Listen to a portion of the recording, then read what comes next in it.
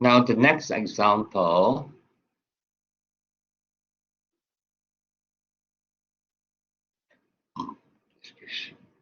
A hollow cylinder 2 meter long has an outside diameter of 50 millimeter and an inside diameter of 30 millimeter.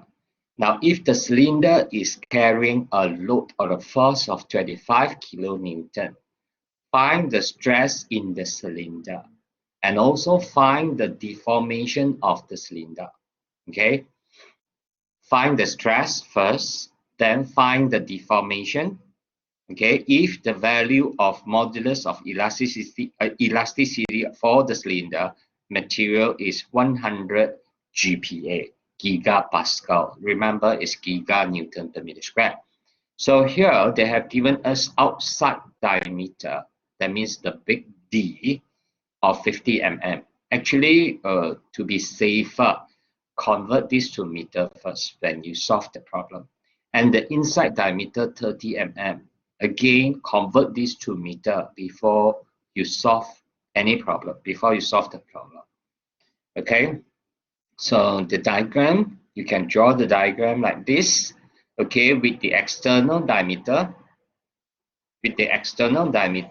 of 50 millimeter and the internal diameter 30 millimeter. So that means directly there's a hole through the cylinder.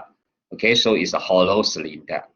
Okay, so now if let's say for example we want to find the stress, the first thing is, okay, on your mind, okay, what is the stress formula? Stress formula is force over area. So first thing is find out the area. So the first step, find the area. Find the cross-sectional area. Remember, the cross-sectional area has to be 90 degrees to the force.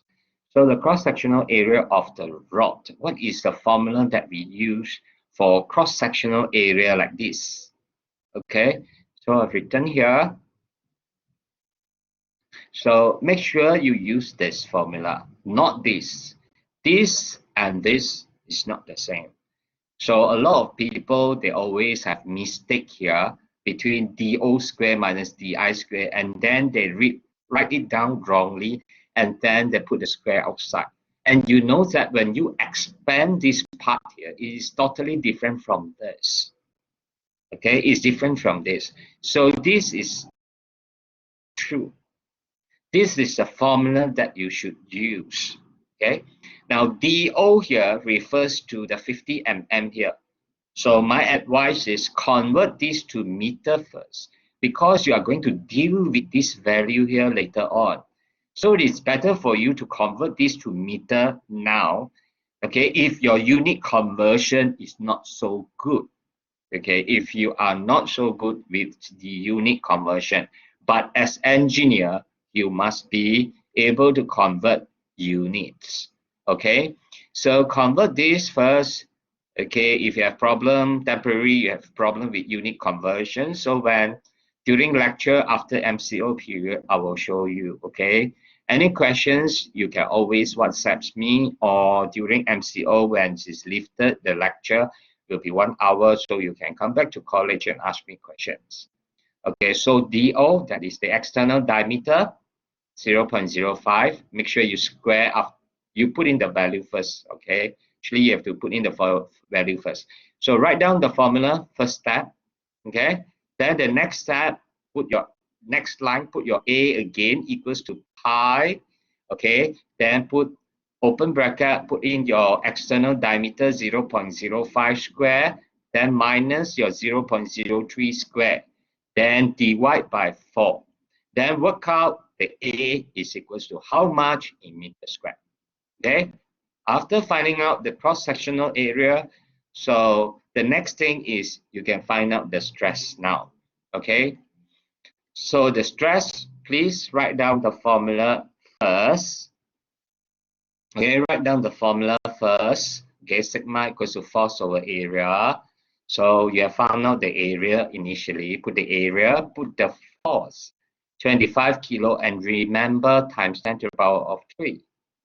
Okay, then find out the stress. Okay, you will find out the stress, which is 19.9 megapascal.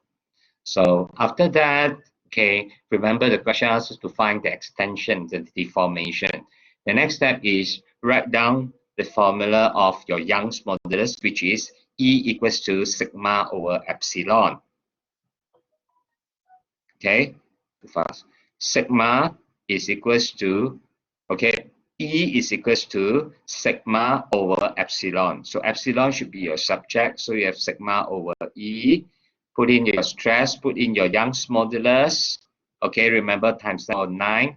Find out your direct strain.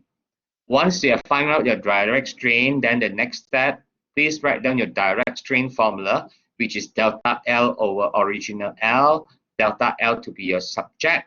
Then you have your direct strain multiplied by the length, original length, which is how much? 2 meter. So you will be able to find out your changes in length. Okay? Now, what I want you to do is take out a piece of paper, your pen, and your calculator. Try to work out this problem now. Okay?